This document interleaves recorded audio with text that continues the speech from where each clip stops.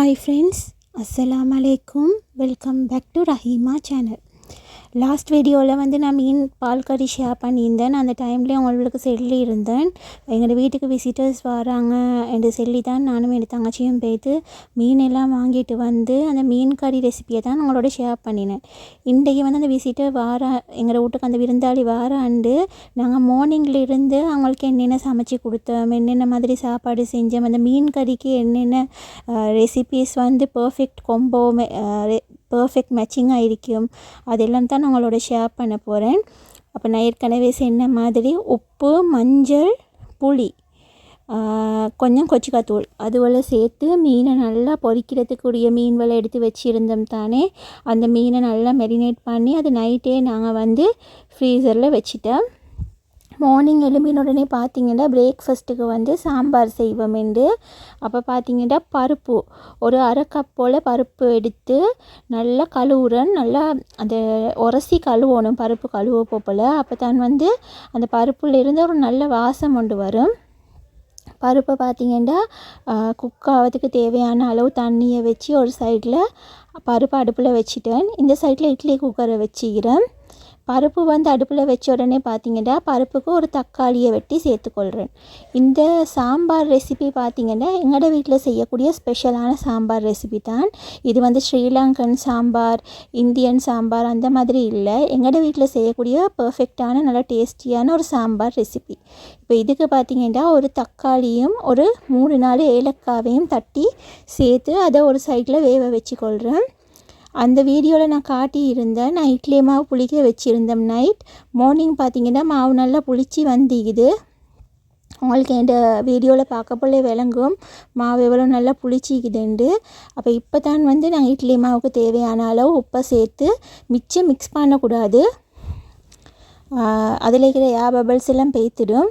அதனால கொஞ்சம் ஸ்லோவாக மிக்ஸ் பண்ணி விடணும். ஏண்ட இட்லி தோசை மாவு பேட்டர் எப்படி செய்கிறே, சாஃப்டாக எப்படி இட்லி மாவு செய்கிறேன்றதை வந்து நான் இதுக்கு உங்களுக்கு ஷேர் பண்ணியிருக்கிறேன். கட்டாயம் என் சேனலில் போய்ட்டு பாருங்கள். இதுக்கு நான் இந்த வீடியோ மீன் கறிக்கு என்று நினைக்கிறேன். அதுக்கு முந்தி வந்து நான் இந்த ரெசிபி உங்களோட ஷேர் பண்ணிக்கிறேன், இந்த இட்லி மாவு ரெசிபி. அப்போ இட்லியை ஊற்றுறதுக்கு வந்து இட்லி தட்டில் எல்லாம் நல்லா ஆயில் பூசி வச்சுக்கொள்கிறேன். வார விருந்தாளிக்கு வந்து பிரேக்ஃபாஸ்ட்டுக்கு வந்து இட்லி, சாம்பார், சட்னி அந்த மாதிரி செஞ்சு கொடுப்போமேண்டு மார்னிங்கோடே வந்து நாங்கள் சாம்பாரையும் ரெடி பண்ணி இட்லியும் ரெடி பண்ணி ஹாட் பாக்ஸில் போட்டு வச்சிருவோமேண்டு தான் இது செஞ்சு கொண்டிருக்கிறோம்.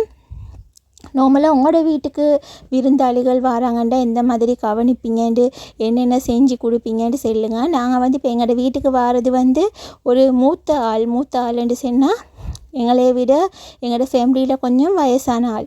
அப்போ எங்களோட உம்மாட ரிலேஷன். அப்போ அவங்க வந்து அந்த நிறைய ஜங்க் ஃபுட் அந்த மாதிரி ஐட்டம்ஸ் விரும்பி சாப்பிட மாட்டாங்க தானே. இந்த மாதிரி ட்ரெடிஷ்னலான ஃபுட்ஸ் வந்து அவங்களுக்கு சாப்பிட்றதுக்கு நல்லா விருப்பமாக இருக்கும். அப்போ எங்களோட உம்மா சொன்ன மெனு படி தான் நாங்கள் அவங்களுக்கு ஒன்றுமே பார்த்து தான் செஞ்சு ரெடி பண்ணி கொண்டு இருந்தோம்.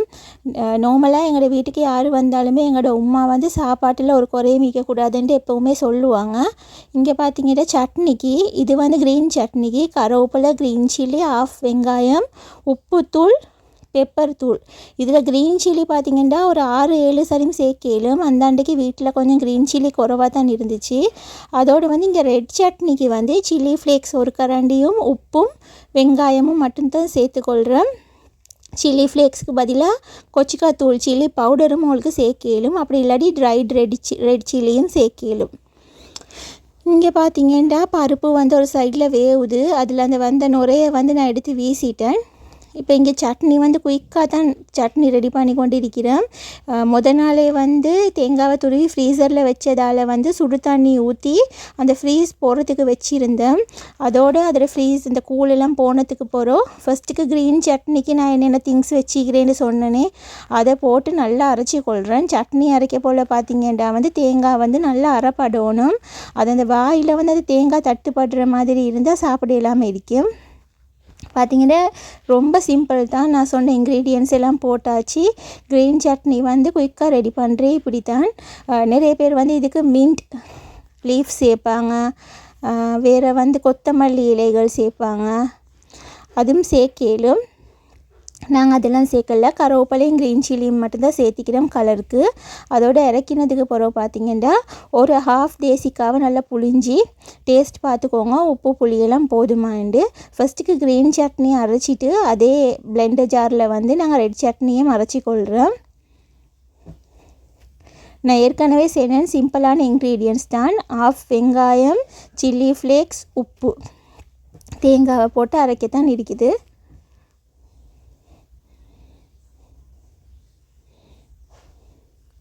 பார்த்திங்கன்னா ஒரேஞ்ச் சட்னியும் வந்து ரெடி ஆகிட்டு, இப்போ இதுலேயும் வந்து தேசிக்காய் புளி சேர்த்துக்கொள்வோம். யாரெல்லாம் இவ்வளோ ஈஸியாக சட்னி இந்த மாதிரி சிம்பிளாக செய்வீங்கன்னு சொல்லுங்கள். நாங்கள் எதுவுமே தாளிச்சும் விட மாட்டோம். தாளித்து விடுற டேஸ்ட்டுக்கு வந்து எங்கள் வீட்டில் நிறைய பேர் விருப்பம் இல்லை, இப்படி சாப்பிட்றதுக்கு தான் விருப்பம் சட்னியை. அதோட ஒரு சைடில் பார்த்திங்கன்னா இட்லி குக்கரும் விசில் அடிக்க தொடங்கிட்டு,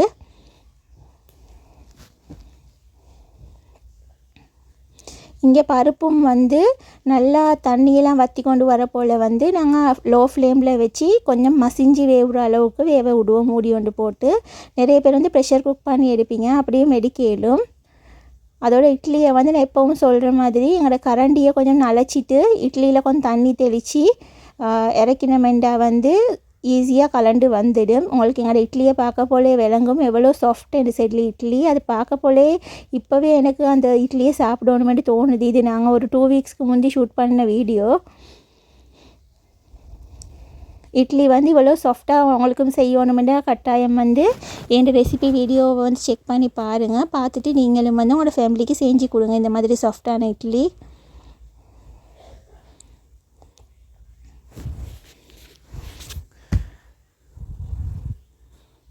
கடைகளில் வந்து நாங்கள் இட்லி நார்மலாக வாங்க போல் இந்த அளவுக்கு சாஃப்டாக இட்லி எல்லாம் எங்களுக்கு கிடைக்காது தானே. அப்போ கட்டாயம் வந்து வீட்டில் செஞ்சு பாருங்கள். அதோடு வந்து சாம்பார், நான் சொன்னேன் கொஞ்சம் ஸ்பெஷலான சாம்பார் தான் எங்களை வீட்டில் செய்கிறது. அப்போ பார்த்திங்கன்னா அதுக்கு நிறைய வெஜிடபிள்ஸ் சேர்த்துக்கொள்வோம். ஃபஸ்ட்டுக்கே காட்டின மாதிரி கத்திரிக்காவை கட் பண்ணி ஒரு கத்திரிக்காய், ஒரு கேரட் எடுத்துக்கிறேன், அதையும் சேர்த்துக்கொள்வோம். அதோடு வந்து ஒரு ஹாஃப் வெங்காயம், 2 க்ரீன் சில்லி, கருவேப்பிலை ரம்பை ஒரு புடி அளவு, கேப்சிகம் வந்து ஆப்ஷனல் தான். நீங்கள் பஜ்ஜி மிளகான்னு சொல்லுவீங்க இந்தியன்ஸ் வந்து, அது வந்து ஆப்ஷனல் தான், இருந்தால் போடுங்க, இல்லாட்டி பரவாயில்ல. அதோடு வந்து இந்த முருங்கைக்காய், வட்டக்காண்டா வந்து இந்த மஞ்சள் பூசணி என்று சொல்லி இந்தியாவில் சொல்கிறீங்க நீங்கள், பம்ப்கின். அதுக்கு வந்து நாங்கள் ஸ்ரீலங்காவில் வட்டக்காண்டு தான் சொல்லுவோம். இப்போ பார்த்திங்கன்னா ஃபஸ்ட்டுக்கு வந்து கேரட்டை வந்து கொஞ்சம் ஆயிலில் வதக்கி கொள்கிறேன். கொஞ்சம் ஆயில் சேர்த்து கேரட்டை வந்து எந்த வெஜிடபிளாக இருந்தாலுமே நாங்கள் வந்து தண்ணியில் பாயில் பண்ணுறதை விட கொஞ்சம் ஆயிலில் வதக்கினோம்னு சொன்னால் குயிக்காகவே வந்து குக் ஆகிடும். நீங்களும் ட்ரை பண்ணி பாருங்கள். வெஜிடபிள் குக் பண்ண போல் கொஞ்சம் ஆயில் சேர்த்து ஆயிலில் வதக்குங்க, அது ஈஸியாக குக் ஆகிடும். இல்லாட்டி ஸ்டீம் பண்ணுங்கள். நீங்கள் தண்ணி ஊற்றி பாயில் பண்ணிங்கன்னா அது கொஞ்சம் டைம் எடுக்கும். அதோட கேரட் கொஞ்சம் வதங்க போலே பார்த்திங்கன்னா இந்த முருங்கைக்காவையும் வட்டக்காவையும், நான் ஏற்கனவே சொன்ன மாதிரி பம்ப்கினுக்கு தான் நாங்கள் வட்டக்காண்டு ஸ்ரீலங்கன் சொல்லுவோம். அப்போ அதையும் சேர்த்து நல்லா வதக்குறோம். எங்களுக்கு இந்த சாம்பார்ன்னு சொன்னால் இந்த முருங்கைக்காவும் வட்டக்காவும் கட்டாயம் இருக்கணும். அது இருந்தால் தான் வந்து இந்த சாம்பார் வந்து சாப்பிட்ட ஃபீலிங்கே வரும். இது கொஞ்சம் மூடி குக் பண்ணி கொள்கிறேன் வதங்குறதுக்கு. இப்போ நான் வந்து சாம்பாருக்கு கட் பண்ணி வச்சு இந்த இன்க்ரீடியன்ட்ஸ் எல்லாம் உங்களுக்கு காட்டினேன் தானே. அந்த வெங்காயம், பச்சை கொச்சிக்காய், இந்த பஜ்ஜி மிளகா அதெல்லாம் சேர்த்துக்கொண்டேன். அதுக்கப்புறம் ஜிஞ்சர் கார்லிக் பேஸ்ட் பார்த்திங்கன்னா ஒரு 1/2 டீஸ்பூன் மாதிரி சேர்த்துக்கொண்டேன்.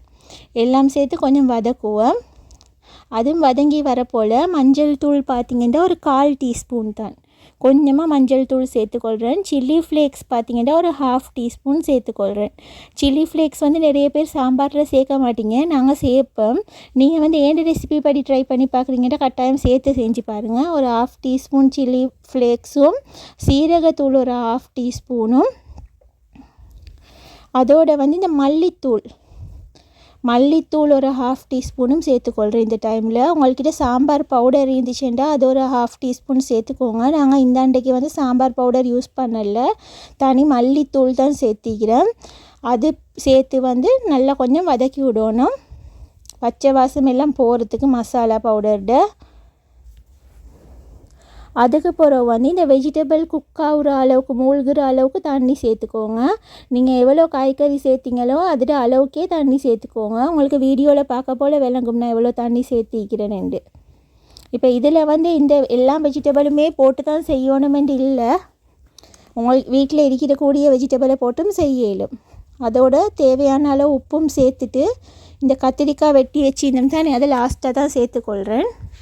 இப்போ அதையும் சேர்த்து நாங்கள் வந்து இந்த பருப்பு வேக வச்சு ஒரு சைடில் வச்சுருந்தோம் தானே, அந்த பருப்பையும் நல்லா மசித்து பருப்பையும் இதில் சேர்த்துக்கொள்கிறேன்.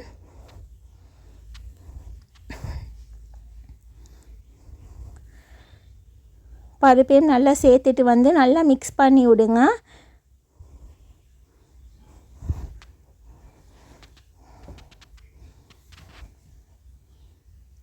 இப்போ பார்த்திங்கன்னா வந்து டேஸ்ட் பார்த்தோம், புளி கொஞ்சம் போதாத மாதிரி ஃபீல் ஆகிச்சு. நாங்கள் புளிக்கு எதுவுமே சேர்க்கல, அந்த பருப்புல சேர்த்த தக்காளி மட்டும்தான்.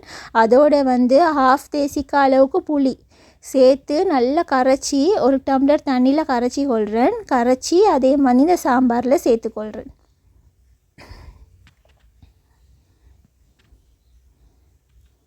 கட்டாயம் நான் சொன்ன இந்த ஸ்டெப் பை ஸ்டெப்பை வந்து ஃபாலோ பண்ணி இதே மாதிரியே வந்து இதே ரேஷியோவில் நீங்கள் வந்து சாம்பார் ட்ரை பண்ணி பார்த்துட்டு டேஸ்ட் எப்படி இருந்துச்சுன்னு எனக்கு கமெண்ட் பண்ணுங்கள். இப்போ பார்த்திங்கன்னா இந்த புளி தண்ணியும் சேர்த்துட்டேன். இப்போ இதெல்லாம் சேர்ந்து நல்லா இந்த வெஜிடபிள் எல்லாம் வெந்து வரணும். மூடி குக் பண்ணுங்கள். இப்போ பார்த்திங்கன்னா நல்லா கொதிக்குது, நல்லா வெஜிடபிள் எல்லாம் வெந்திக்குதான்னு ஃபஸ்ட்டுக்கு பார்த்துக்கொள்ளுவோம். வெஜிடபிள் எல்லாம் வெந்ததுக்கு பிறகு பார்த்திங்கன்னா திக்கான பால், அது ஆப்ஷனல் தான், விருப்பமேட்டா சேர்த்துக்கோங்க, நாங்கள் சேர்த்துக்கொள்வோம். இந்த திக்கான பால் பார்த்திங்கன்னா வந்து கோகோனட் மில்க் தான், தேங்காய் பால், அது ஒரு 1/4 கப் மாதிரி சேர்த்துக்கொள்கிறேன்.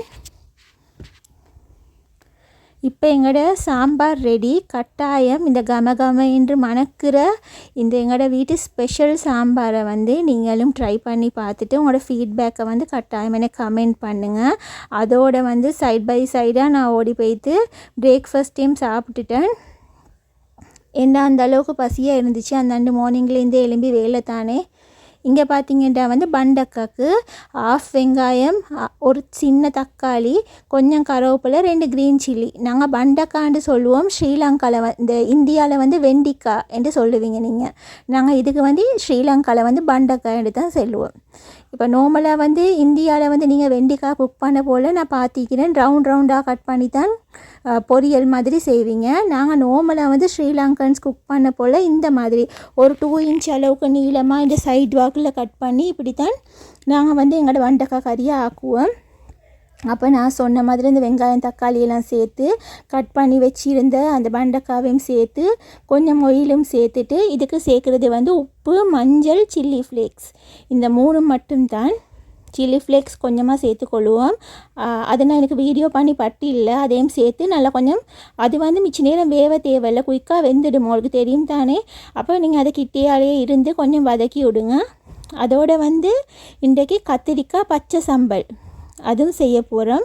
அப்போ கத்திரிக்காய் பார்த்திங்கன்னா வந்து நான் காட்டுற மாதிரி இந்த 1/2 சர்க்கிள் மாதிரி ஸ்லைஸ் பண்ணிக்கோங்க. கத்திரிக்காய் வெட்ட போல் கவனமாகவே பார்த்து வெட்டணும், நிறைய புழுக்கள் ஈக்கும் கத்திரிக்காயில். பார்த்து அதையும் கட் பண்ணிவிட்டு அதில் வந்து மஞ்சள் தூள் சேர்த்து கொஞ்சமாக தண்ணி தெளித்து மிக்ஸ் பண்ணி விட்றேன். இங்கே பார்த்திங்கன்னா வெண்டிக்காய் ஒரு சைடில் கொஞ்சமாக வதங்க போகலையே நல்லா திக்கான பாலை சேர்த்துக்கொண்டேன். இது ஒரு கொதி வர போல் இறக்கிடுவோம். இந்த பச்சை கலர்லேயே இருக்க போல தான் வந்து வெண்டிக்காய் கறி சூப்பர் டேஸ்ட்டாக இருக்கும். இந்தியன்ஸ் வந்து இந்த வீடியோ பார்த்திங்கன்னா கட்டாயம் வெண்டிக்காய் வந்து இந்த மாதிரி ட்ரை பண்ணி பார்த்துட்டு டேஸ்ட் எப்படி இருந்துச்சுன்னு சொல்லுங்கள். மிச்சமாக வேக வைக்க வேணாம், அரை வேவலண்டு சொல்லுவோம் ஸ்ரீலங்காவில், 1/2 குக்குண்டு, அந்த மாதிரி எடுத்து வெறும் சோத்தோடு அதை பயிர் செஞ்சு சாப்பிட போலே டேஸ்ட்டாக இருக்கும். இங்கே கத்திரிக்காய்க்கு பார்த்திங்கன்னா மஞ்சள் மட்டும்தான் போட்டு கொஞ்சமாக தண்ணி தெளித்து மிக்ஸ் பண்ணிவிட்டு அதை நாங்கள் இப்போ டீப் ஃப்ரை பண்ணி எடுக்கிறோம். ஒரு பொன்னிறமாக வர அளவுக்கு ஃப்ரை பண்ணி எடுங்க. இதுக்கு வந்து நாங்கள் கிளம்புல வந்து கத்திரிக்காய் பச்சை சம்பல் என்று சொல்லுவோம், இல்லாட்டி கத்திரிக்காய் புளி சம்பல் என்று சொல்லுவோம். நீங்கள் என்ன பேர் சொல்லுவீங்கன்னு எனக்கு கமெண்ட் பண்ணுங்கள். நாங்கள் வந்து இந்த மாதிரி இந்த ப்ரௌன் கலருக்கு வரப்போ போல் இதை இறக்கி கொள்வோம். ஒரு ஸ்ட்ரெயினரில் போட்டு இந்த ஆயில் எல்லாம் வடிகிறதுக்கு வச்சு கொள்வோம். எனக்கு நார்மலாக இந்த கத்திரிக்காய் வந்து இந்த பால் கறி ஆக்குவாங்க, களியாக செய்வாங்க. எனக்கு அதெல்லாம் பிடிக்காது. இப்படி பச்சை சாம்பார் செஞ்சால் நான் விரும்பி சாப்பிடுவேன். அந்த கத்திரிக்காய் பொரித்த ஆயில்லையே வந்து இப்போ நாங்கள் மேரினேட் பண்ணி வச்சுருந்த ஃபிஷ்ஷையும் நல்லா ஃப்ரை பண்ணி எடுத்துக்கொள்கிறேன். மீன் பொரிக்க போலேயும் பார்த்தீங்கன்னா எப்போவுமே அந்த கரண்டியை போட்டு அதை கிளறக்கூடாது. ஒரு சைடு வந்து நல்லா பொன்னிறம் ஆவினதுக்கு பிறகு மறு சைடுக்கு பெரட்டணும். பார்த்தீங்கன்னா மீனையும் வந்து நல்லா இந்த மாதிரி பொரித்து எடுத்துக்கொள்கிறேன். இப்போ 2வது பேட்ச் போட்டிக்கிறேன்.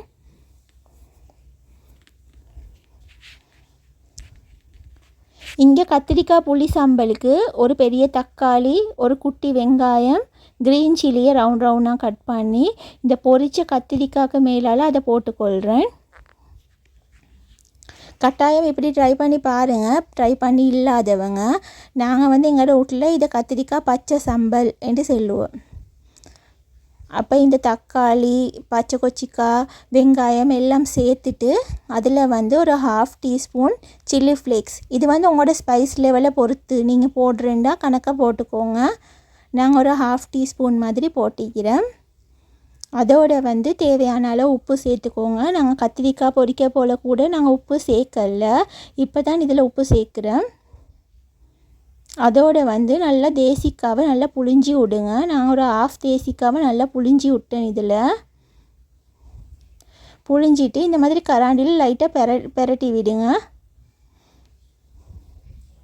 இப்படி மிக்ஸ் பண்ணினதுக்கு வந்து சம்டைம்ஸ் வந்து நல்லா மிக்ஸ் ஆகாது. அதுக்கு நான் ஒரு ட்ரிக்ஸ் எழுதித்தரேன். இப்போ இந்த பவுலில் இன்னொரு பவுலை மேலால் வச்சு இந்த மாதிரி நல்லா பெரட்டி விட்டிங்கன்னா நல்லா மிக்ஸ் ஆகி வரும். அதோட வந்து என்ன ரெசிபீஸ் பார்க்குறவங்களுக்கு தெரியும், எங்களோட வீட்டில் வந்து இந்த பிலாக்கா சுண்டல் எப்பயுமே இருக்கும். எங்களோட மெனுவில் எங்களோட வீட்டில் எல்லாருமே விரும்பி சாப்பிடக்கூடிய ஒரு வெஜிடபிள்ண்டா இது தான். எனக்குமே ரொம்ப பிடிக்கும். அப்போ நான் வந்து என்னோடய பிலாக்கா சுண்டல் ரெசிபி வந்து நான் நிறைய வீடியோஸில் உங்களோட ஷேர் பண்ணிக்கிறேன். அதனால் வந்து இந்த வீடியோவில் வந்து நான் டீட்டெயிலாக உங்களோட எதுவுமே ஷேர் பண்ணலை. பிலாக்காவுக்கு வந்து இந்தியாவில் என்ன சொல்லுவீங்கன்னு சொல்லி பலாப்பழத்தில் அந்த பலாப்பழம் இல்லை, அது காயாக இருக்க போல் அதில் தான் வந்து இந்த பிலாக்கா சுண்டல் செய்வேன். பார்த்திங்கன்னா பிலாக்கொட்டை எல்லாம் சேர்த்து இங்கே நல்லா குக்காகி வர அளவுக்கு ஒரு சட்டியில் குக் பண்ணி கொள்கிறேன். நான் ஏற்கனவே சொன்ன மாதிரி ரெசிபி எதுவுமே ஷேர் பண்ணலை இதை பற்றி. ஏன்னா நேரத்தோடு இருக்கக்கூடிய வீடியோஸில் நீங்கள் பார்த்தீங்கன்னா டீட்டெயில் ரெசிபிகள் வந்து நான் இதை பற்றி ஷேர் பண்ணி இருப்பேன். ரீசெண்ட் டைமில் வந்து என் சேனலை நிறைய பேர் சப்போர்ட் பண்ணுறீங்க. Thank you so much. இதே மாதிரி கண்டினியூஸாக உங்களோட சப்போர்ட்டை கொடுங்க. இன்னும் இன்ட்ரெஸ்டிங்கான ரெசிபிஸ் வந்து நான் உங்களோட ஷேர் பண்ணுவேன். இப்போ பார்த்தீங்கன்னா எங்களோட லன்ச் டே வந்து எல்லா ரெசிபீஸையும் நாங்கள் கம்ப்ளீட் பண்ணிட்டோம். பிலாக்கா சுண்டலும் ரெடி ஆகிட்டு, இந்த பிலாக்கா சுண்டலும் அந்த மீன் கறியும் மட்டுமே போதும். எங்களுக்கு 2 பிளேட் சோறு சாப்பிடலும். யாருக்கெல்லாம் பிலாக்கா சுண்டல் பிடிக்கும் என்று சொல்லி வந்து கட்டாயம் எனக்கு கமெண்ட் பண்ணுங்கள். அதே மாதிரி உங்களுக்கு இன்னும் ஏதாவது ரெசிபீஸ் தெரிஞ்சுக்கொள்ளணுமெண்டா எனக்கு அதே வந்து கமெண்ட்டில் சொல்லுங்கள். அப்போ இந்த அன்றைக்கு எங்களோட லன்ச் மெனு பார்த்தீங்கன்னா வந்து ஒயிட் ரைஸ், மீன் பால் கறி ஆக்கிக்கிறேன். அதோடு வந்து வெண்டிக்காய் பால் கறி, அதுக்கப்புறம் மீன் பொரிச்சிக்கிறேன், கத்திரிக்காய் பச்சை சம்பல், பிலாக்கா சுண்டல். இது எல்லாம் தான் நான் சொல்கிறதுக்காக வேண்டி வந்து இந்த மெனுவில் வந்து ஒரு லன்ச் ஒரு நாளைக்கு ட்ரை பண்ணி பார்த்துட்டு டேஸ்ட் எப்படி இருக்குன்னு எனக்கு சொல்லுங்கள். அதோட ஈவினிங் டீ டைமுக்கு பார்த்திங்கன்னா வந்து ப்ளெயின் டீ ஊற்றி நல்லா இஞ்சி போட்டு ப்ளெயின் டீ ஊற்றிட்டு சீனாக்காய் வச்சுருந்தேன். சீனாக்கும் வந்து நிறைய பேருக்கு தெரியா, இது எங்களோட ட்ரெடிஷ்னல் ரெசிபி ஒன்று தான். பழைய காலத்தில் நிறைய செய்வாங்களாம். இது இப்போ வந்து இது ரேர் தான். அப்போ நான் இந்த ரெசிபியை வந்து டீட்டெயிலாக ஸ்டெப் பை ஸ்டெப் என்ற சேனலில் வந்து நான் போஸ்ட் பண்ணிக்கிறேன். இந்த ரெசிபியை பார்க்காதவங்க அதையும் கட்டாயம் பாருங்கள். இதுக்கு வந்து நிறைய பேர் நல்ல ஃபீட்பேக் கொடுத்திருந்தீங்க. எனக்கு ரொம்ப சந்தோஷமாக இருந்துச்சு. இனி வரக்கூடிய வீடியோஸில் வந்து இதே மாதிரி ரேரான ஸ்நாக்ஸ் டீ டைம்ஸ்க்கு எடுக்கக்கூடிய அந்த ரேரான ஸ்நாக்கள் தான் நிறைய உங்களோட ஷேர் பண்ணுறதுக்கு இருக்கிறேன். அப்போ இந்த வீடியோ வந்து நிறைய ஷேர் பண்ணுங்கள், கமெண்ட் பண்ணுங்கள், லைக் பண்ணுங்கள், சப்ஸ்கிரைப் பண்ணுங்கள். வீடியோ நிறைய பேர் வந்து சப்ஸ்கிரைப் பண்ணாமல் தான் பார்த்து கொண்டு இருக்கிறீங்க. கட்டாயம் வந்து சப்ஸ்கிரைப் பண்ணிவிட்டு பாருங்கள். வேறு என்ன சொல்கிறதுக்கு இருக்குது. இன்ஷால்லா இதே மாதிரி இன்னொரு இன்ட்ரெஸ்டிங்கான வீடியோட உங்களையும் நான் நெக்ஸ்ட் சந்திக்கிறேன். அது வரைக்கும் பாய்.